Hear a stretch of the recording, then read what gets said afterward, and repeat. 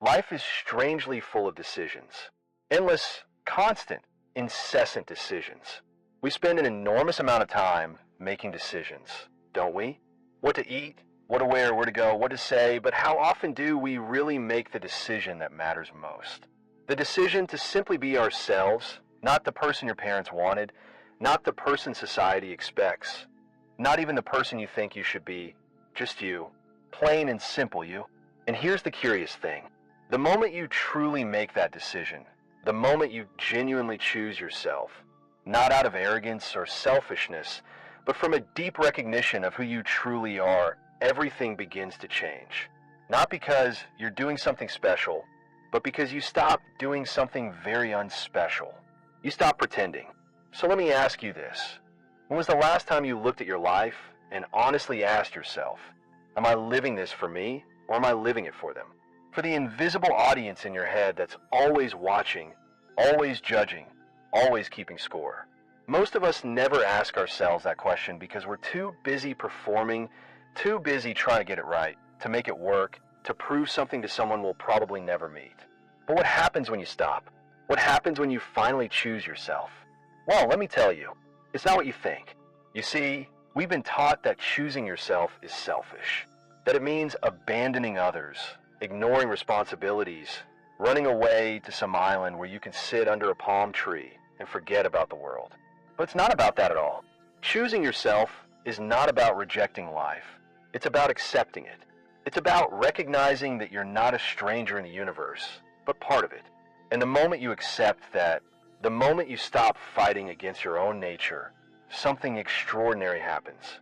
You relax. Now, most people don't know how to relax. They think relaxation means lying on a couch doing nothing. But true relaxation, the kind that changes your life, isn't about doing nothing. It's about doing what you do without resistance, without the constant voice in your head saying, am I doing this right? What will they think? Is this good enough? When you choose yourself, that voice begins to quiet down, not because you've defeated it or suppressed it, but because you stop taking it so seriously. You realize that the voice was never yours to begin with. It was just an echo of all the people who told you who you should be. Your parents, your teachers, your friends, your culture. They all had good intentions, of course, but they were trying to turn you into something that fit their image, their plan, their idea of what a good life looks like. And the problem is that their image was never meant for you. Think about it. Have you ever tried to force yourself to wear clothes that don't fit? It's uncomfortable, right? You can't move properly. You can't breathe. You spend all your time adjusting, pulling, trying to make it work. That's what most people do with their entire life. They walk around in clothes that don't fit, pretending they're comfortable, wondering why they feel so exhausted all the time. Choosing yourself is like taking off those clothes and putting on something that actually fits. And the moment you do it, you realize how much energy you've been wasting. All that effort you put into being someone else, maintaining an image, proving your worth, simply vanishes. And what remains is this simple, easy presence, this feeling of being at home in your own skin. But here's where it gets interesting. When you finally choose yourself, when you stop trying to be what others want and start being what you are, people notice. Some of them won't like it. In fact, some will feel deeply threatened by it because your authenticity reminds them of their own falseness. Your freedom highlights their prison, and that makes them uncomfortable, so they'll try to bring you back. They'll question your choices. They'll tell you you've changed. They'll say you're being selfish, irresponsible, foolish. And if you're not careful, you'll believe them. You'll think maybe they're right. Maybe you should go back to how things were. At least it was safe. At least people understood. But you can't go back once you've tasted true freedom. Once you've felt what it's like to live from your own center instead of from someone else's expectations, you can't unlearn it. It's like waking up from a dream. You can remember the dream, but you know it wasn't real. And this is what people don't understand about choosing yourself. It's not a one-time decision. It's a daily practice. Every morning you wake up and you have to make the decision again. Am I going to live for myself today, or am I going to live for them? Am I going to honor what I know is true, or am I going to pretend? Most days it's easy. You wake up, you feel clear, you know what you need to do. But some days it's hard. Some days the old patterns come rushing back. The need for approval, the fear of rejection, the desperate desire to fit in. And on those days, you have to be kind to yourself. You have to remember that choosing yourself isn't about being perfect. It's about being honest. Now, let me tell you something that might surprise you. When you choose yourself, when you truly commit to it, you don't become more isolated. You become more connected, because authentic connection can only happen between authentic people. When you're pretending, you can only connect with other people who are pretending. It's like two masks talking to each other. Because you are you, because in your being, I recognize my own being. This is what the mystics have always known. We are not separate. We only think we are. And the moment you choose yourself, you begin to see through that illusion. You begin to recognize that the self you're choosing is not this small, separate ego. It's something much larger. It's life itself expressing through this particular form, this particular body, this particular moment. Let me give you an example. Imagine you're a wave in the ocean. For years, you've believed you're just this small wave separate from all the other waves, trying to survive, trying to be bigger, trying to last longer. But then one day you realize that you're not just a wave, you're the ocean. You've always been the ocean. The wave is just a temporary form, a pattern, a dance the ocean is doing. When you see this, everything changes.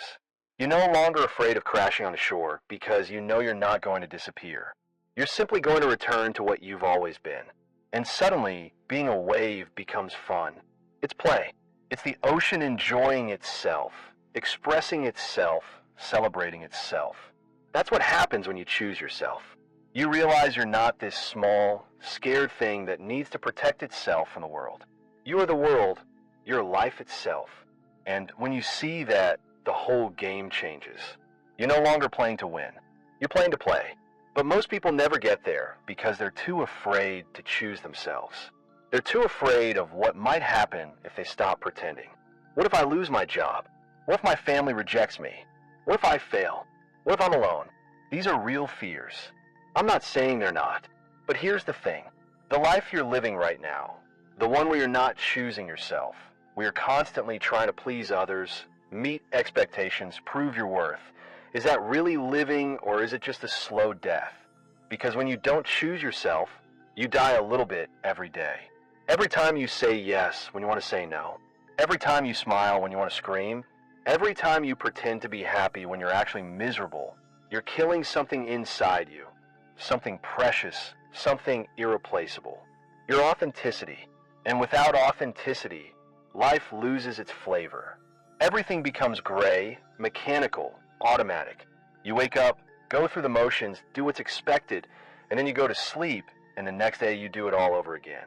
Is that what you came here for? To be a machine? To be a good little robot that does what it's told? I don't think so. I think you came here to be alive, to feel deeply, to love completely, to experience the full range of what it means to be human. And you can't do that if you're not being yourself. You can't do that if you're hiding behind a mask, playing a role, following a script that someone else wrote for you. So what happens when you finally choose yourself? You wake up, not gradually, not completely over the year, but suddenly, violently, completely, like someone throwing open the curtains in a dark room and letting the sunlight come flooding in. Everything you thought was solid begins to dissolve. Everything you thought was important begins to seem trivial. And everything you ignored, everything you set aside because it didn't fit the plan, that begins to become clear. You start to see your life as it really is, not as you've been telling yourself it is, not as others have told you it should be, but as it really is, right here, right now, in this moment. And maybe you realize you're in the wrong job. Maybe you see that your relationship isn't working. Maybe you understand that the life you've built is not the life you want. And that's terrifying because now you have to make decisions, real decisions. Not the safe decisions, not the comfortable decisions, but the decisions that honor who you truly are. This is where most people back down. They get to this point and say, no, this is too much. I can't do this. It's easier to go back to sleep, easier to pretend everything's fine, easier to keep the mask on. But you can't, not really. Once you've seen the truth, you can't stop seeing it. Once you've felt what it's like to be yourself, you can't go back to being someone else. The door has opened And even if you try to close it, there will always be a crack, a ray of light reminding you of what you've lost. So you have a choice. You can stay where you are in the uncomfortable comfort of a life that isn't yours, or you can walk through the door. You can choose yourself totally and completely without apology. And when you do, something miraculous happens. The fear doesn't disappear. The uncertainty doesn't vanish.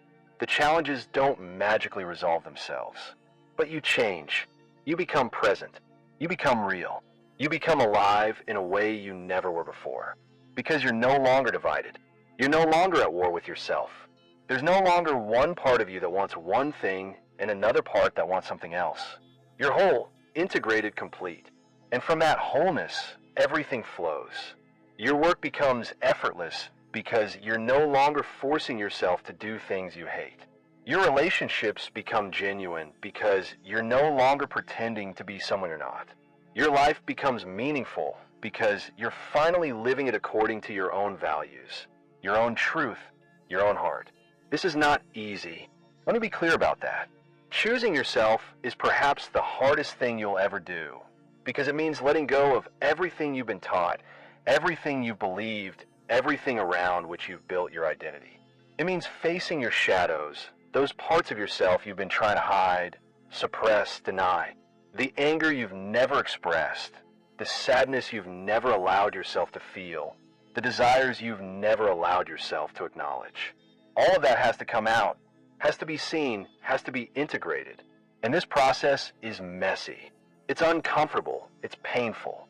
There will be moments when you question everything, when you wonder if you're making a terrible mistake, when you long for the simplicity of your former life, even though it was killing you.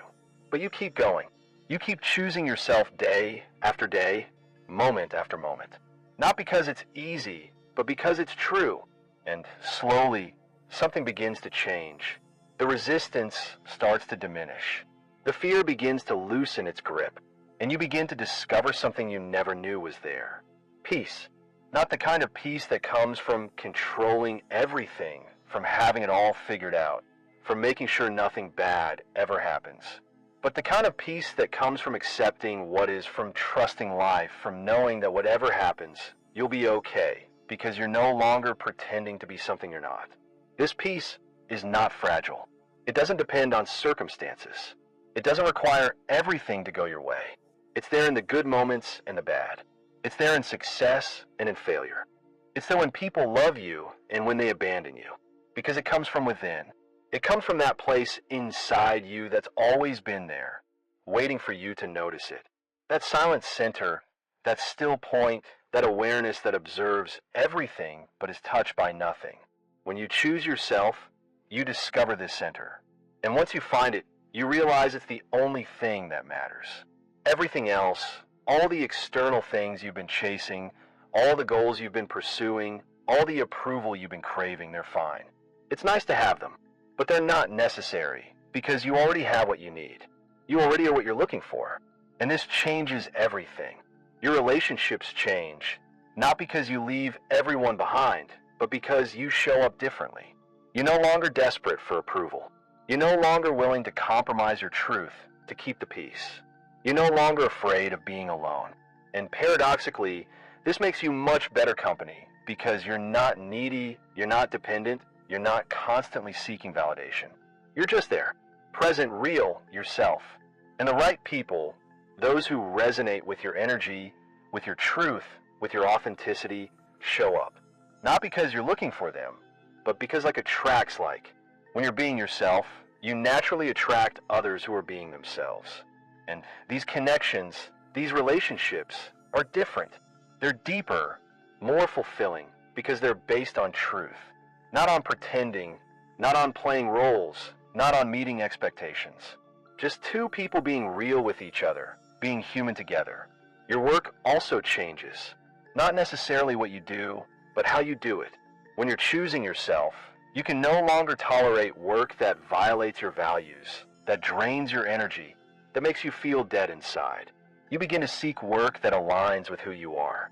Work that fills you, that energizes you, that feels natural and flowing.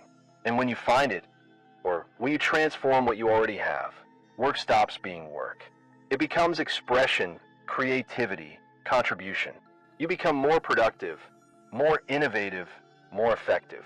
Not because you're trying to be, but because that's what happens when life flows through you without obstruction.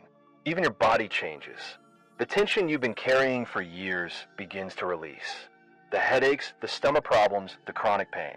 Much of it was your body's way of telling you that something was wrong, that you were living out of alignment, that you needed to choose yourself. And when you finally do, the body relaxes. It heals because it's no longer at war with itself. It's no longer trying to be something it's not. So here we are. I've told you what happens when you choose yourself. The fear, the resistance, the transformation, the peace, the authenticity, the freedom. Now comes the real question. Will you do it? Will you make the decision? Will you commit to living from your truth? Even when it's hard, even when it's scary, even when no one around you is telling you you're right? Or will you keep pretending? Will you keep wearing the mask? Will you keep living the life everyone else thinks you should live? The choice is yours. It's always been yours, and it will always be yours. But I can tell you this, life is short, shorter than you think. And every moment you spend not being yourself is a moment lost forever. You can't get back. You can't redo it. It's gone. So why waste it? Why spend your precious time on this earth, trying to be someone you're not? Why give away your life to fulfill expectations that were never yours in the first place? Choose yourself. Not tomorrow. Not when things are calmer. Not when you have more courage. Now, right now, in this moment, choose yourself and see what happens. I promise you it will be worth it.